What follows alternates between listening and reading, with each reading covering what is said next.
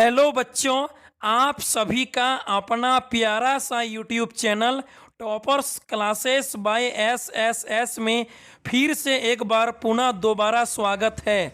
अभी हम लोग जैक बोर्ड यानी झारखंड बोर्ड क्लास 11 फिजिक्स में टर्म 2 एग्जाम 20 जून 2022 के लिए जैक बोर्ड द्वारा जारी फिजिक्स मॉडल सेट 1 का कंप्लीट वीडियो सॉल्यूशन को बिल्कुल सरल एवं आसान शब्दों में देखेंगे और पढ़ेंगे समझेंगे।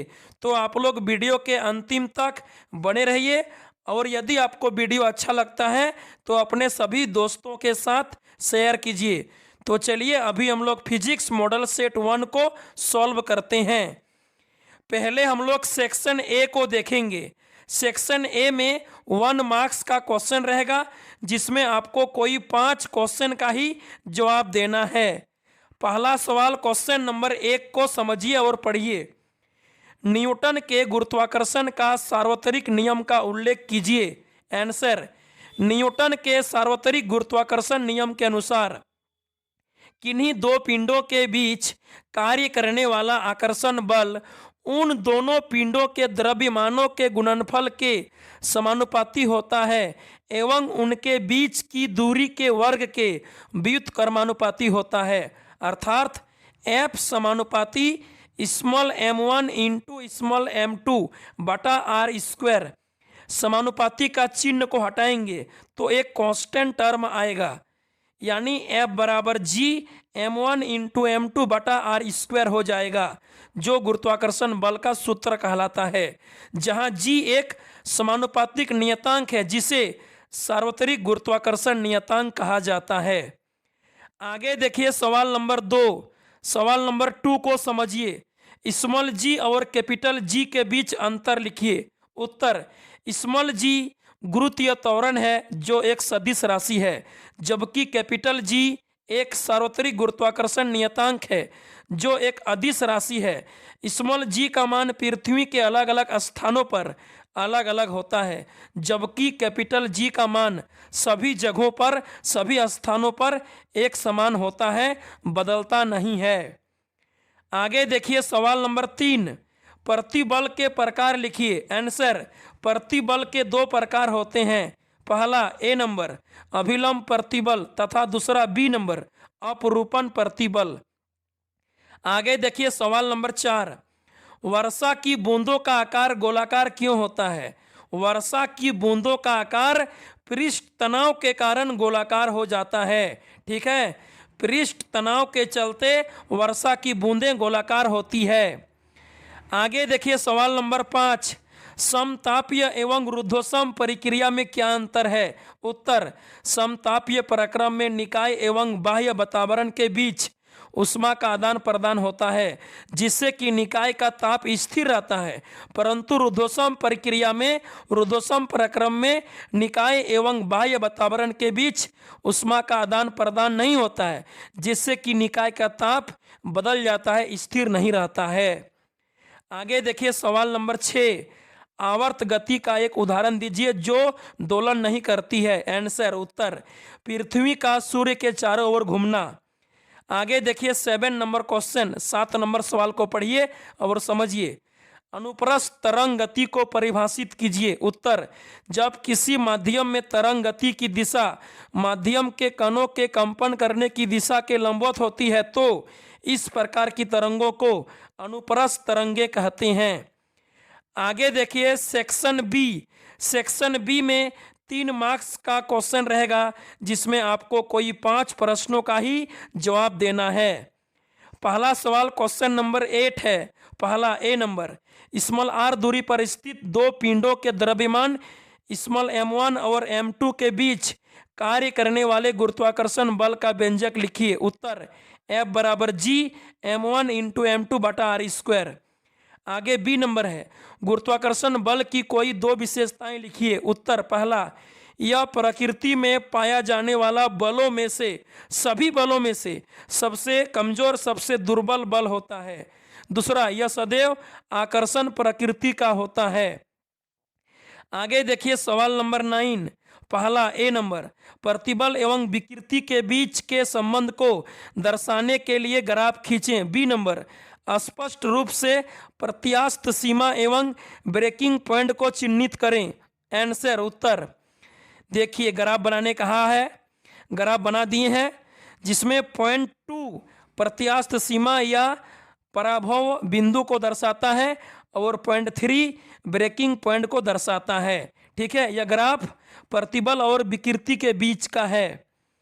आगे देखिए सवाल नंबर 10 को। सवाल नंबर 10 में किसी द्रव की बूंद के भीतर अतिरिक्त प्रेशर के लिए, अतिरिक्त दाब के लिए व्यंजक व्युत्पन्न करना है आपको।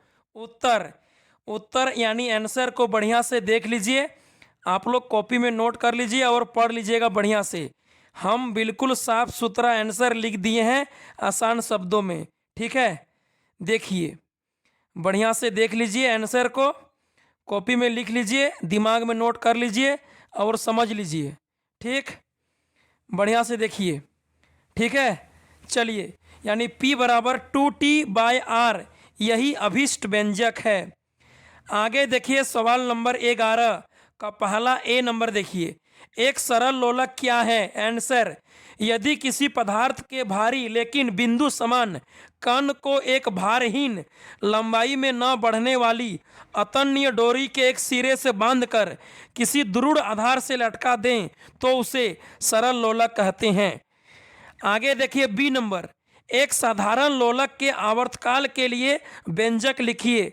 बी नंबर कहता है एक सिंपल लोलक के टाइम पीरियड के लिए, आवर्तकाल के लिए आपको सूत्र व्यंजक लिखना है। उत्तर कैपिटल T बराबर 2 पाई इंटू रूट अंदर L/G, जहां कैपिटल T क्या है, टाइम पीरियड आवर्तकाल है, 2 पाई क्या है, कांस्टेंट राशि है, कैपिटल L क्या है, पेंडुलम का लेंथ यानी पेंडुलम की लंबाई है, और स्मॉल g क्या है, गुरुत्वीय त्वरण है। आगे देखिए सी नंबर, सेकंड लोलक की प्रभावी लंबाई कितनी होती है, 1 मीटर होती है। आगे देखिए 12 नंबर सवाल, समतापीय प्रक्रम के दौरान किए गए कार्य के लिए व्यंजक प्राप्त कीजिए।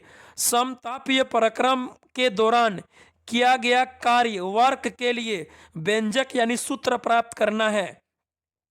देखिए बढ़िया से आंसर को देख लीजिए, हम बिल्कुल आसान तरीके से प्राप्त कर दिए हैं, आप लोग बढ़िया से देख सकते हैं। इंटीग्रेशन कर दीजिएगा P का वैल्यू nRT/V पुट करने के बाद। ठीक है, यानी W बराबर nRT log E V2/V1 आ जाएगा, यही अभिष्ट व्यंजक होगा। आगे देखिए सवाल नंबर 13, निम्न को परिभाषित करें। पहला ए नंबर, विशिष्ट ऊष्माधारिता क्या है। किसी पदार्थ की इकाई मात्रा का ताप 1 डिग्री सेल्सियस बढ़ाने के लिए आवश्यक ऊष्मा की मात्रा को उस पदार्थ का विशिष्ट ऊष्माधारिता यानी स्पेसिफिक हीट कैपेसिटी या केवल विशिष्ट ऊष्मा कहा जाता है। आगे देखिए बी नंबर, गुप्त ऊष्माधारिता क्या है। गुप्त ऊष्माधारिता को समझिए, किसी पदार्थ की गुप्त ऊष्माधारिता ऊष्मा की वह मात्रा है जो उसके इकाई मात्रा द्वारा अवस्था परिवर्तन के समय अवशोषित की जाती है या मुक्त की जाती है। आगे देखिए सवाल नंबर सी, कैलोरीमिति का सिद्धांत लिखिए।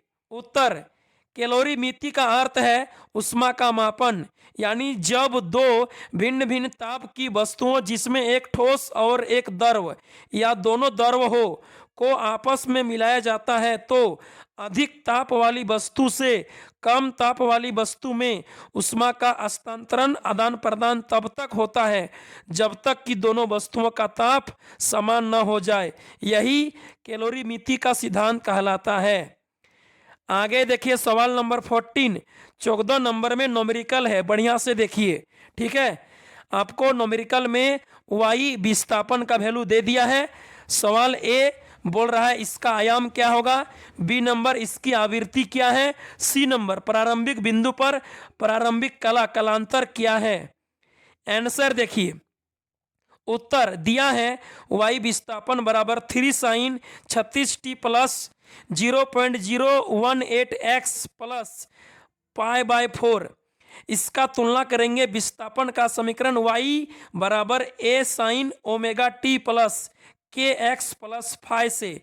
दोनों समीकरणों का तुलना करेंगे तो a नंबर आयाम a बराबर 3 आएगा। बी नंबर में निकालना है आवृत्ति, तो कैसे निकलेगा? दोनों समीकरण का तुलना करने से ओमेगा ओमेगा बराबर 36 आएगा और ओमेगा इक्वल टू होता है 2 पाई एफ, तो 2 पाई एफ इक्वल टू 36 हो जाएगा, यानी एफ बराबर 36 बटे 2 पाई। आवृत्ति एफ बराबर आंसर आ जाएगा अंतिम में एफ इक्वल टू 5.73 हर्ट्ज। आगे बोला है कालांतर कितना होगा, एंगल कितना होगा, फाई का मान कितना होगा। दोनों समीकरणों का तुलना करने से मिलेगा फाई का मान π/4। फाई यानी एंगल कालांतर होगा π/4। आगे देखिए सेक्शन सी में 5 मार्क्स का क्वेश्चन रहेगा जिसमें आपको कोई 3 प्रश्नों का ही जवाब देना है। पहला 15 नंबर सवाल को देखिए, निम्न के बीच के संबंध को लिखिए। निम्न के बीच के रिलेशन को लिखना है। पहला आवृत्ति और समय अंतराल में, दूसरा बी नंबर तरंगदैर्घ्य और प्रसार स्थिरांक में, तीसरा सी नंबर तरंगदैर्घ्य आवृत्ति और तरंग वेग में, चौथा डी नंबर कोणीय आवृत्ति और आवृत्ति में, पांचवा ई नंबर कोणीय आवृत्ति प्रसार स्थिरांक और तरंग वेग में। आप देखिए आंसर, पहला आंसर ए नंबर आवृत्ति बराबर 1 बटे आवर्तकाल होता है, यानी एफ बराबर 1 बटे टी। बी नंबर के बराबर 2 pi by lambda. C number C यानी तरंग वेग C equal to v into lambda, ठीक है, भी इंटू लैम्डा। आगे देखिए डी नंबर ओमेगा बराबर 2 पाई एफ। ई नंबर भी कैपिटल भी बराबर के ओमेगा, के इंटू ओमेगा। आगे देखिए सवाल नंबर 16, बर्नौली के सिद्धांत को बताएं और सत्यापित करें। बी नंबर बर्नौली के सिद्धांत का एक अनुप्रयोग लिखिए। पहला ए नंबर में बर्नौली का सिद्धांत को बताना है और बी नंबर में उसका एक अनुप्रयोग लिखना है। आंसर ए नंबर बर्नौली के प्रमेय के अनुसार जब कोई असंपीड्य एवं असंयान द्रव या गैस आदर्श तरल धारा रेखीय प्रवाह में प्रवाहित हो रहा है तो उसके प्रत्येक बिंदु पर बहने वाले द्रव की कुल यांत्रिक ऊर्जा, स्थितिज ऊर्जा, गतिज ऊर्जा, दाब ऊर्जा नियत रहती है, यानी बदलती नहीं है। अतः बर्नौली के प्रमेय के अनुसार P + 1/2 रो V स्क्वायर प्लस रो GH बराबर नियतांक यानी कांस्टेंट। क्या बोला? बर्नौली का प्रमेय कहता है जब कोई असंपीड्य एवं असंयान द्रव या गैस आदर्श तरल धारा रेखीय प्रवाह में प्रवाहित हो रहा है तो उसके प्रत्येक बिंदु पर बहने वाले द्रव की कुल यांत्रिक ऊर्जा, स्थितिज ऊर्जा, गतिज ऊर्जा, दाब ऊर्जा सभी नियत रहती है, यानी बदलती नहीं है। अतः बर्नौली के प्रमेय के अनुसार सभी स्थितिज ऊर्जा, गतिज ऊर्जा, यांत्रिक ऊर्जा, दाब ऊर्जा सब नियत रहेगा, बदलेगा नहीं, ठीक है, यानी कांस्टेंट होगा, सभी का जोड़ कांस्टेंट होगा, नियत रहेगा। आगे देखिए बी नंबर टीन की छत उड़ जाना बर्नौली के सिद्धांत का अनुप्रयोग है। टीन की छत उड़ जाना आंधी के समय तेज हवा चलने के चलते यानी हवा का वेग अधिक होने के कारण टीन की छत का दाब ऊपर से कम हो जाता है और नीचे से दाब बना रहता है। इसी दाब के अंतर के कारण टीन की छत उड़ जाती है। आगे देखिए सवाल नंबर 18, 17 को छोड़ दिए, कोई 3 का ही जवाब देना है तो क्यों माथा खराब करें। 18 नंबर सवाल को देखिए और समझिए। सवाल नंबर 18 को देखिए, सरल आवर्त गति SHM सिंपल हार्मोनिक मोशन का वर्णन करने वाले किसी वस्तु का विस्थापन ए नंबर विस्थापन और बी नंबर वेग के लिए व्यंजक व्युत्पन्न करें। सरल आवर्त गति सिंपल हार्मोनिक मोशन में विस्थापन और वेग के लिए व्यंजक प्राप्त करना है किसी वस्तु के लिए। बढ़िया से देख लीजिए, कोणीय वेग की परिभाषा से ओमेगा बराबर θ/t यानी θ बराबर ओमेगा t, ठीक है। हम लोग इस फिगर से साइन थीटा निकाल लिए y/a, तो y बराबर आ जाएगा answer a sine omega t, ठीक है, y बराबर a साइन ओमेगा t जो विस्थापन का व्यंजक है, सूत्र है। आगे देखिए बी नंबर वेग के लिए, वेग बराबर विस्थापन बटे समय, तो आ जाएगा a cos ओमेगा t और त्वरण बराबर वेग बटे समय, तो आएगा -a omega square sine omega T. आगे देखिए 19 नंबर सवाल, अंतिम सवाल 19 नंबर को देखिए। पहला, मोलर विशिष्ट ताप क्षमता को परिभाषित करें। दूसरा, उष्मागतिकी का प्रथम नियम बताइए। तीसरा, व्युत्पन्न करें Cp - Cv = R। ठीक है, चलिए बारी बारी से सबको देखेंगे। पहला देखिए ए नंबर देखिए, किसी पदार्थ के 1 मोल का ताप 1 केल्विन बढ़ाने के लिए आवश्यक ऊष्मा को उस पदार्थ की मोलर विशिष्ट ऊष्मा कहते हैं।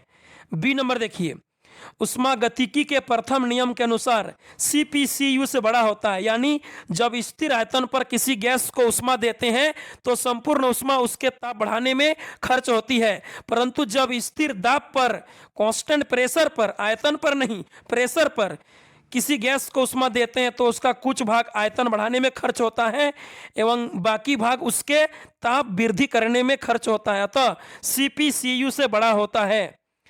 आगे देखिए सी नंबर में प्रूफ करना है Cp - Cv = R।